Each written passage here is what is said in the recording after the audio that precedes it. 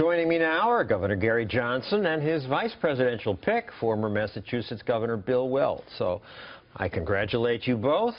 Thank you. But you've run before. You got less than 1%, slightly less last time. This is going to be different? Last time, no national polls. So this time, already 3 national polls, 10, 11%, big difference. Somebody told me that when you have national polls and you've got the main party candidates and any third party, they can get 10%. There was one poll where D's Nuts, I think, got 10%. I think if Mickey Mouse were the third name, Mickey would get 30%, but Mickey's not on the ballot in all 50 states, and this is the dream ticket for me. Beyond my wildest imagination, Bill Weld is my running mate. Why? He doesn't look like a dream to me. No, not a dream. 2 ex-Republican governors. Well, you know, we're a certain type of governor. We were rated the 2 most fiscally conservative governors in the United States. We overlapped. My second term was his first term.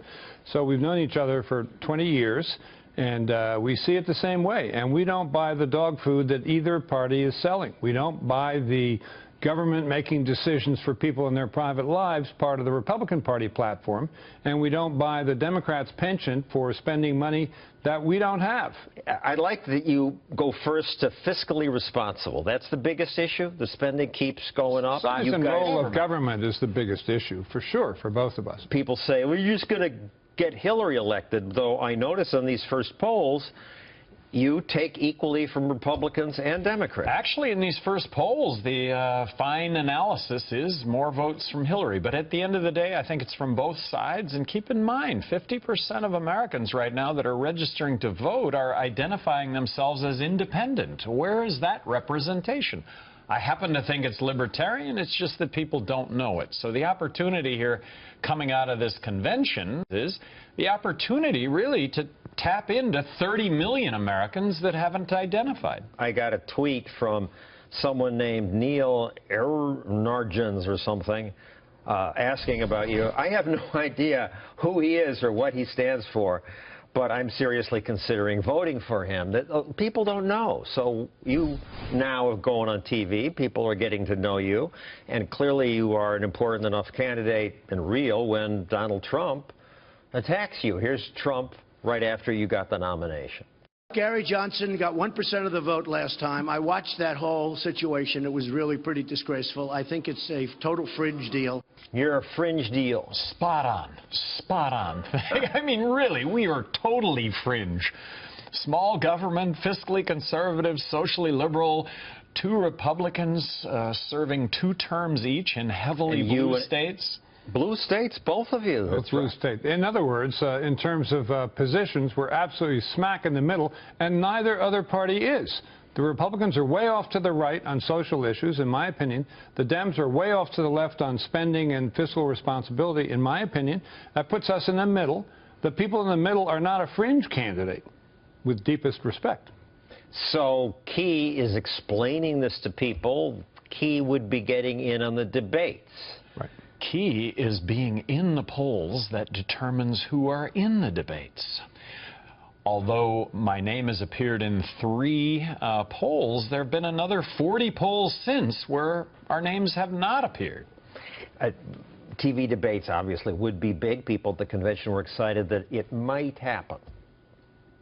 Once we hit 15%, we're on the national debate stage. That's crazy. I mean, that sparks a movement. 15%. Meaning? You know, I'm not willing to concede that because the Commission on Presidential Debates says it likes the figure 15%, that came down from Holy Mount somewhere. It's the rule. They made an agreement with the parties. With the parties, yeah. Republicans and Democrats. Okay, well, agreements can be made, and they could be unmade either by a court or by the force of popular opinion.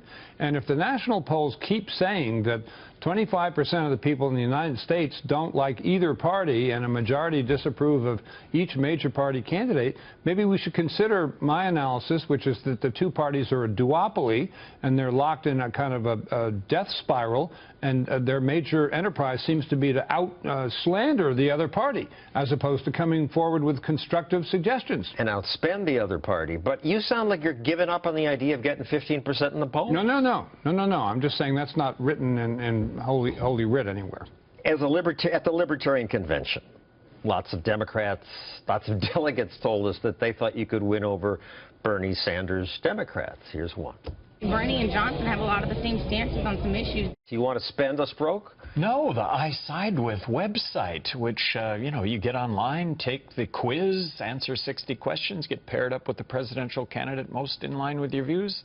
I'm in line most with myself, but next in line is Bernie Sanders at 73% because of the whole social side, legalizing marijuana, let's stop dropping bombs, women's right to choose, and marriage equality. Yeah, I have a lot of exposure to millennials, partly through own kids and partly through young people in my law firm and other businesses, and to them, personal freedom and liberty is much more important than the fine points of their salary. So if you said to them, you can either have personal freedom and liberty and make your own life work choices, or you can have $6,000 more a year or $16,000 more a year, they wouldn't hesitate. They'd throw the money right out the window. All right, but you talked about agreeing with Bernie on not going into all these wars. I wonder about you, Bill, and in 2004 you declared Bush had proven himself in the global sphere.